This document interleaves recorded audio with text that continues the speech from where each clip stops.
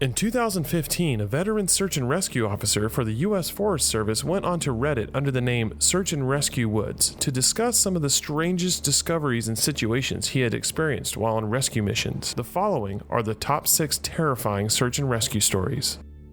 Number 6. The Bear Man. According to his account, the search and rescue officer considers himself extremely good at finding missing people in the forest. His track record can account for it. One case, however, has always haunted him. In his description, the officer explains that a small boy was out berry picking with his parents and sister. In a matter of a second, when the parents turned around, the boy and sister quickly went missing. After the search and rescue was called out, they quickly found the daughter. When asked where her brother was, she replied that he had been taken away by the Bear Man. She continued to state that this bear man gave her berries and told her to stay quiet while he went off and played with her brother. This was the last time she would ever see him. The little girl was insistent that he wasn't a normal man, but that he was tall and covered in hair, like a bear, and that he had a weird face. After weeks of searching, they never found the little boy. Number 5. Impossible Cliffs. From the words of the search and rescue officer, "A few times I've been out on my own searching with a canine, and they've tried to lead me straight up cliffs. Not hills, not even rock faces. Straight, sheer cliffs with no possible handholds.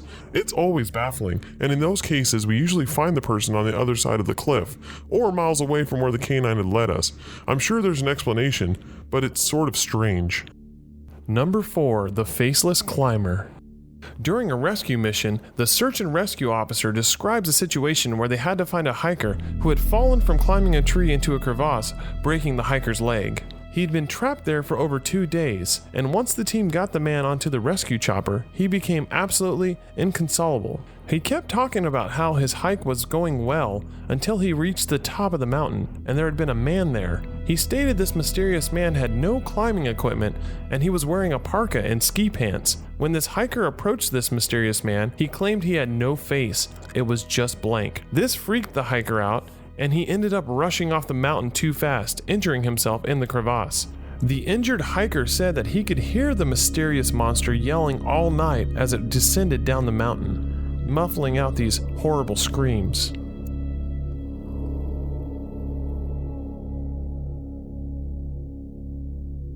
Number 3. The Man with the Black Eyes. From another record of the officer. "One of the scariest things that I've ever had happen to me involved the search for a young woman who'd gotten separated from her hiking group. We were out until late that night because the dogs had picked up her scent. When we found her, she was curled up under a large rotted log. She was missing her shoes and pack, and she was clearly in shock. We didn't have any injuries, and we were able to walk her back with us to base ops. Along the way, she kept looking behind us and asking us why this big man with black eyes was following us. We couldn't see anyone, so we just wrote it off as some weird symptom of shock. But the closer we got to base, the more agitated this woman got. She kept asking me to tell him to stop making faces at her. At one point, she turned around and started yelling into the forest, stating that he should leave her alone and that she was not going to go with him. We finally got her to keep moving, but we started hearing these weird noises coming from all around us. It was almost like coughing, but more rhythmic and deeper. It was almost insect-like. I don't really know what else to describe it as. When we were within the side of the base ops, the woman turns to me, and her eyes are about as wide as I can imagine a human could open them at this moment. She touches my shoulder and says, "He says to tell you to speed up. He doesn't like looking at the scar on your neck." Now, I have a really small scar on the base of my neck, but it's mostly hidden under my collar, and I have no idea how this woman would have seen it. Right after she said that, I heard a weird coughing in my right ear, and I just about jumped out of my skin. I hustled her back to ops, trying not to show how freaked out I was, but I have to say, I was really happy when we left the area that night. Number 2. Snow wells. One of the most common situations in search and rescue is bad weather attributing to a person going missing. A young man disappeared from the trail late in winter, which at this time of year was heavy snow season. Unfortunately, the officers knew the chances of finding him were most likely around the time of the big thaw when spring came, which is exactly what happened. He was found at the base of a tree in a pile of melted snow. The search and rescue officer immediately knew what happened and describes the situation. "I knew right away what had happened, and it scared the living crap out of me. When snow falls, it doesn't collect as thick in areas beneath the branches. It happens most with fir trees, because they have this sort of closed umbrella shape. So, What you end up with is a space around the base of a tree that's filled with a mixture of loose, powdery snow, air, and branches. They call this tree wells, and they're not immediately obvious if you don't know what you're looking for. My best guess is that this young man was hiking and got tired, or maybe he had a cramp from walking in the snow.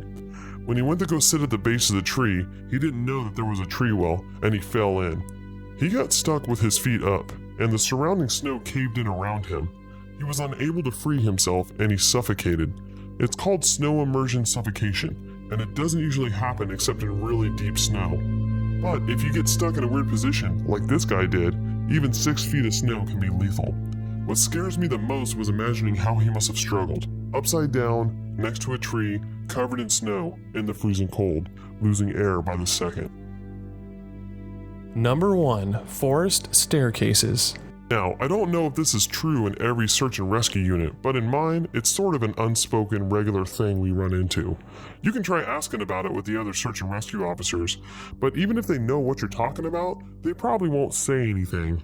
We've been told not to talk about it by our supervisors, and at this point, we've gotten so used to it that it doesn't even seem weird anymore. On just about every case where we're really far into the wilderness, I'm talking 30 or 40 miles, at some point, we'll find a staircase in the middle of the forest.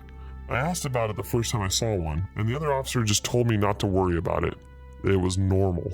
Everybody I asked said the same thing. I wanted to go check them out, but I was told very empathetically that I should never go near any of them. I just sort of ignore them now when I run into them because it happens so frequently. They come in a variety of shapes and sizes and styles and even conditions. Some are pretty messed up, but others look like they're brand new. I saw this one set that looked like it came from a lighthouse. It was metal, spiral, almost old-fashioned. And these stairs, they don't go up to infinity or further than I can see, but some of the sets are just taller than others. Like I said before, just imagine the stairs in your house, but as if somebody cut and pasted them into the middle of the forest. Thanks for watching Life Bites. If you enjoyed this, check out the other awesome episodes and subscribe for weekly videos. See you then.